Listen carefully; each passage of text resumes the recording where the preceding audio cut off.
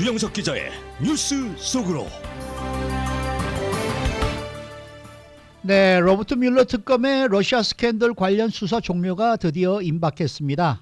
지난 주말 뮬러 특검팀 내에서 수사 보고서 초안이 회람되고 있다라는 소식이 나와서 조만간 이 보고서가 완성이 되면 특검 수사도 공식적으로 마무리될 것으로 보입니다. 주영석 기자. 네, 안녕하십니까. 이 뮬러 특검 종료가 임박했다라는 여러 가지 구체적인 징후들이 좀 나오고 있습니다. 예, 나오고 있습니다. 특히 이제 지금 말씀하신 그 초안 회람이 돌고 있다는 거, 네. 이거 가장 좀 큰 의미가 있는데요.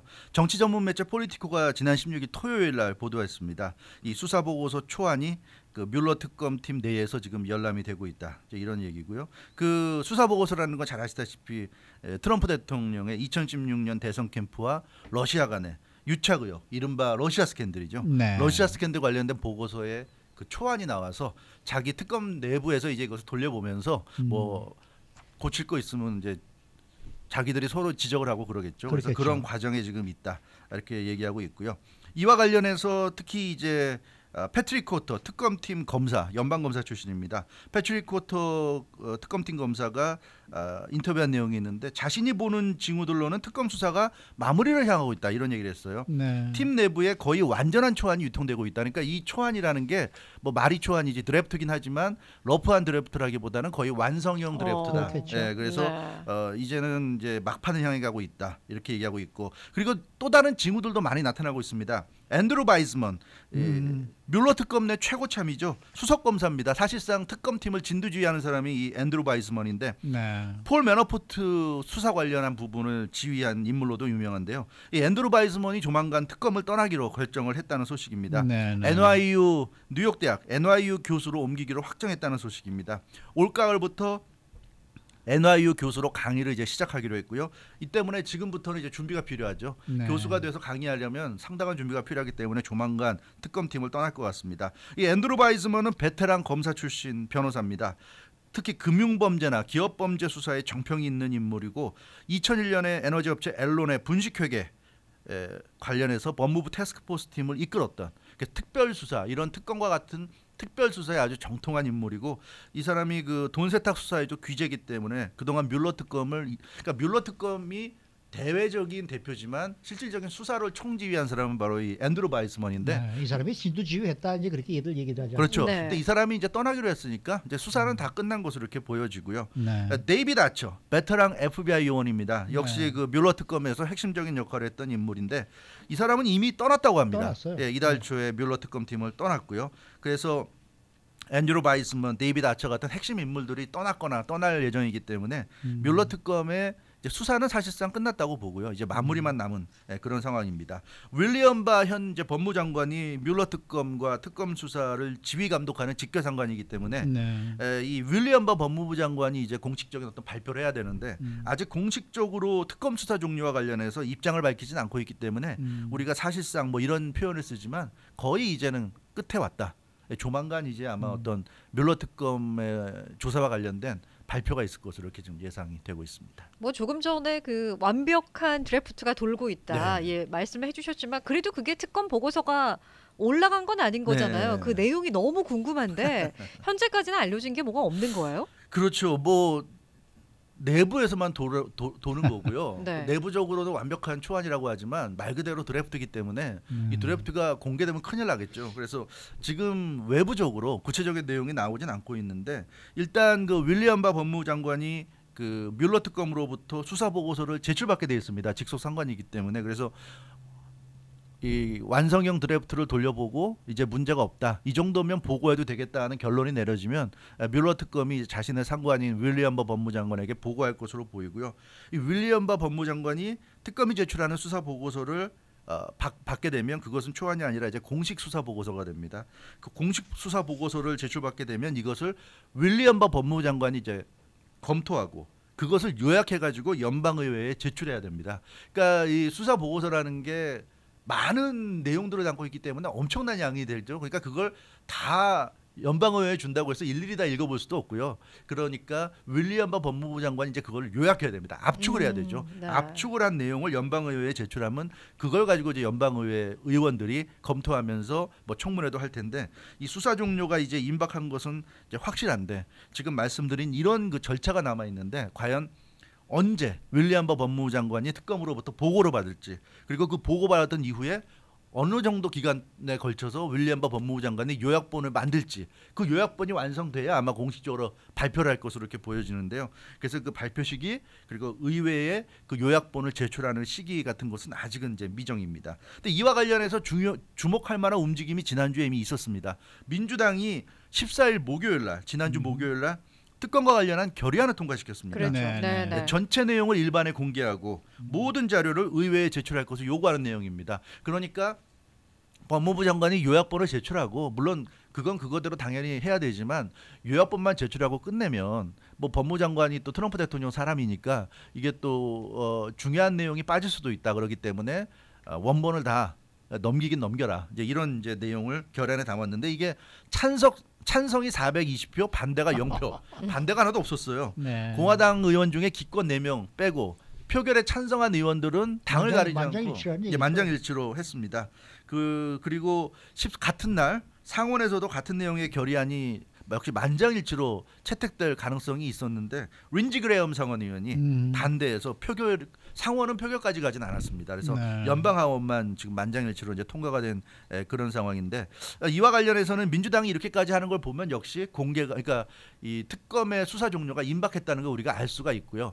조만간 이제 수사 결과가 나올 테니까 민주당이 사전에 이렇게 단도리를 하는 것으로 보이고 있고 왜 이렇게 하냐면 윌리엄 바 법무부 장관에게는 특검 보고서 공개 여부와 관련해서 재량권이 있습니다. 그러니까 공개를 할지 말지 그리고 공개한다면 어느 정도 할지를 법무부 장관 재량에 의해서 결정할 수 있어요. 그러니까 법무부 장관이 이 비공개로 하겠다 해도 틀린 건 아니에요. 그러니까 법적으로는 문제가 될 건 없습니다. 왜냐하면 그런 재량권이 있기 때문에 따라서 법무부 규정상으로는 특검 보고서를 공개하지 않을 수도 있는데 문제는 이제 그렇게 할 경우에 이제 민주당 입장에서는 이 트럼프 대통령의 어떤 문제들을 세상 사람들에게 다 좀 알리고 싶은데 그렇게 못할 수가 있으니까 아예 이번에 이제 결의안을 통과시켜서 이번 같은 경우는 다 연방의회에 넘겨라 이제 이렇게 한 것이죠. 그래서 자기들도 네. 봐야 되겠다는 겁니다. 네. 그리고 이 공화당 같은 경우 그럼 왜 찬성을 해줬나? 공화당도 지금 기권한 의원 4명 외에는 전부 다 찬성했는데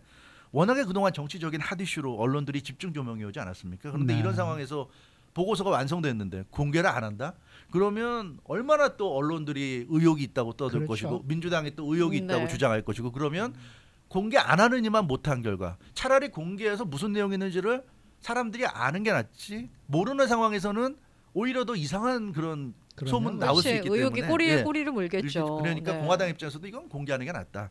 그런 차원에서 이제 민주당 공화당이 다 공개에 합의를 했고요. 그런 걸 보면 뭐 언제가 될지 모르겠지만 보고서가 완성이 되면 결국 그 공개하는 것은 뭐 확실하지 않은가 이렇게 보여집니다.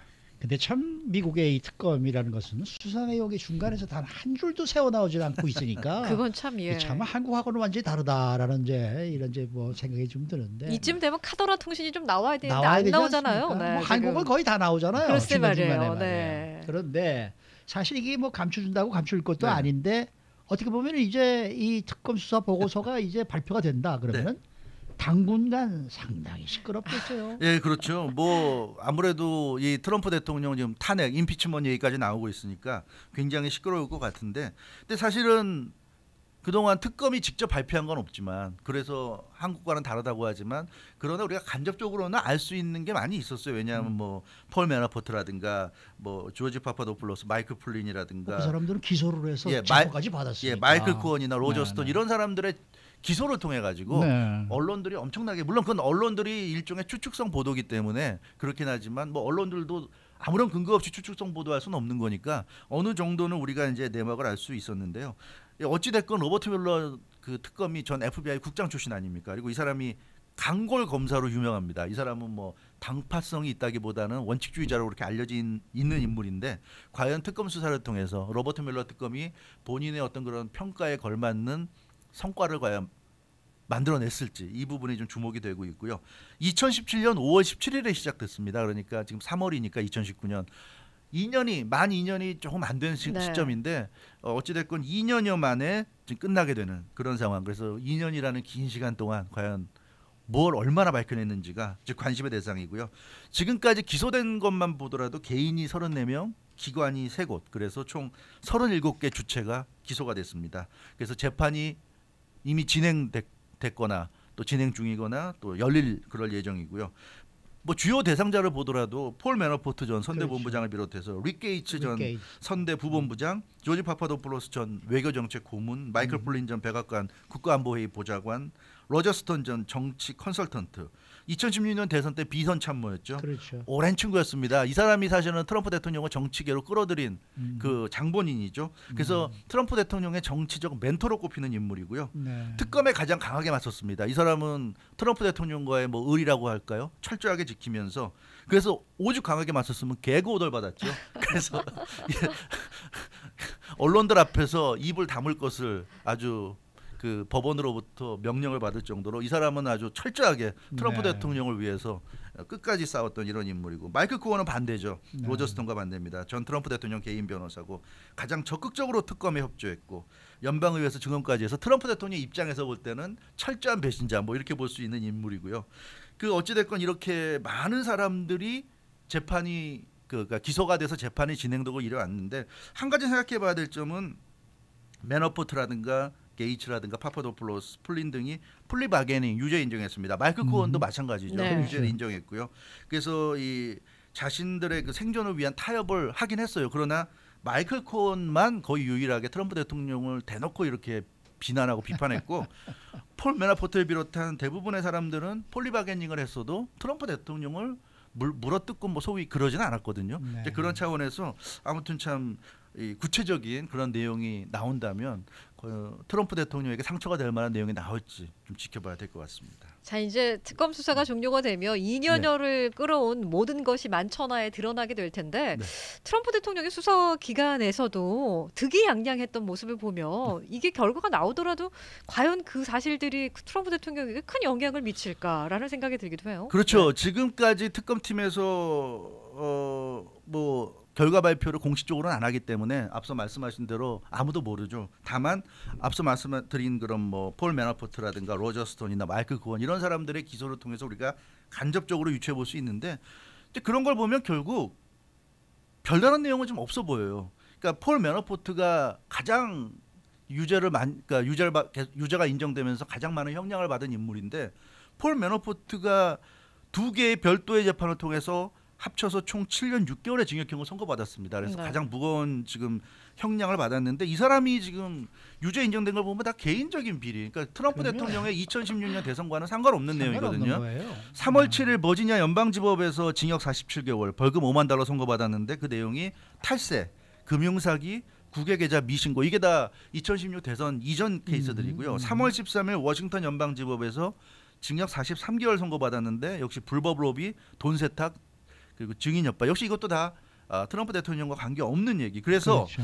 이 문제점이라고 한다면 지금 특검의 조사를 보면 모두가 지금 개인 비리 혐의란 얘기예요. 뭐 로저 스톤도 그렇고 마이클 코언도 그렇고 전부 다 개인 비리 혐의.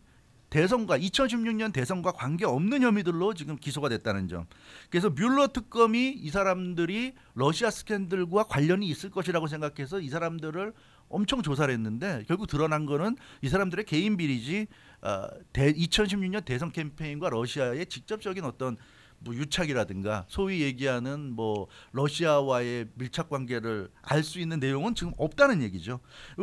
이 폴 매너포트만 하더라도 이 사람이 트럼프 대통령 캠프 훨씬 전부터 뭐 로널드 레이건 시절로 돌아가니까요. 이 사람이 그때부터 공화당을 대표하는 정치 컨설턴트 로비스트였습니다. 그래서 이 사람은 굉장히 활발하게 활동했던 인물이고 이 사람이 기소된 내용을 보면 우크라이나 대선과 관련했어요. 이 사람이 워낙에 미국에서 유명한 워낙 막강한 그런 그 캠페인 매니저 역할을 하는 사람이니까 우크라이나 대선 후보가 과거에 이 사람에게 자기 대선 캠페인을 맡아달라고 요청을 해서 이 사람이 우크라이나까지 가서 우크라이나 대선 후보의 캠페인을 맡았고 그래서 이 사람이 맡은 후보가 우크라이나 대통령의 당선까지 됐어요. 당선됐어요. 예. 네. 근데 그 과정에서 우크라이나부터 돈을 당연히 받을 거 아닙니까? 근데 그것과 관련해서 뭐 돈 세탁이라든가 탈세라든가 이런 부분이 지금 문제가 되고 있는데 이제 이런 부분은 이 사람 개인에 대해서는 분명히 불법이 되겠지만 2016년 대선과는 관계없는 건데 이걸 언론들은 마치 매너포트가 징역형을 받는다 선고받을 때마다 브레이킹 뉴스로 엄청나게 보도하잖아요. 근데 이런 걸 보면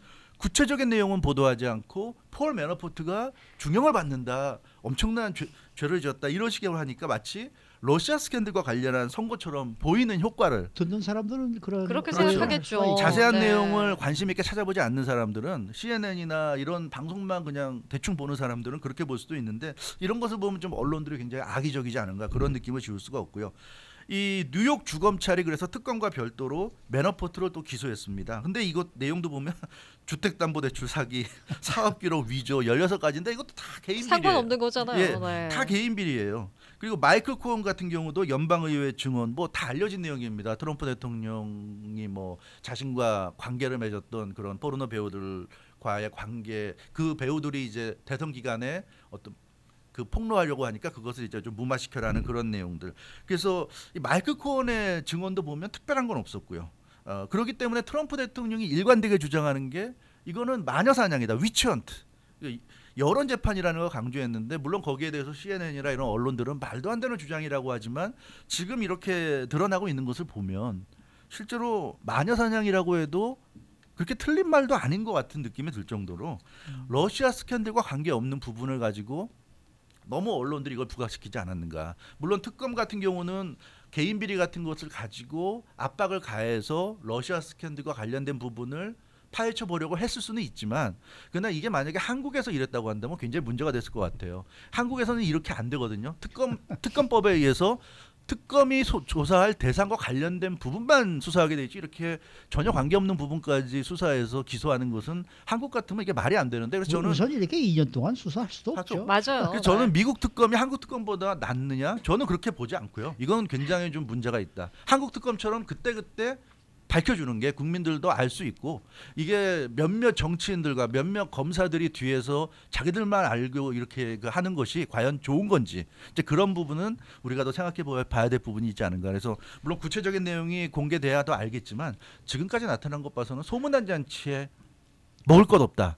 또 모르죠. 러시아 스캔들과 관련된 모든 혐의들은 이제부터 밝혀질지도. 네. 그럴까요? 네? 특검 보고서가 나오면서 자 너는 이런 거 했고 이렇게 밝혀질 것도 모르는데 어쨌든 뭐 두고 봐야죠. 이제. 판도라의 상자가 열리느냐 안 열리느냐 네, 그렇죠. 이거예요. 네. 뭐 장담할 수 있는 근데 건 없겠지만 뭐 저는 이번에 예를 들어서 여기 혐의가 없다고 나오면은 트럼프 대통령은 다음에 재선 충분히 됩니다. 또 그럴까요? 만일에 뭐 무슨 혐의가 있어서 정말 된다면 추락하는 거고. 그러니까 뭐 여기에 이제 우리가 좀 기다려 봐야죠. 아무튼 이제부터 재미난 네. 상황이 글쎄 시작되는 것 같습니다. 네, 수고 많으셨습니다. 주영석 기자였습니다.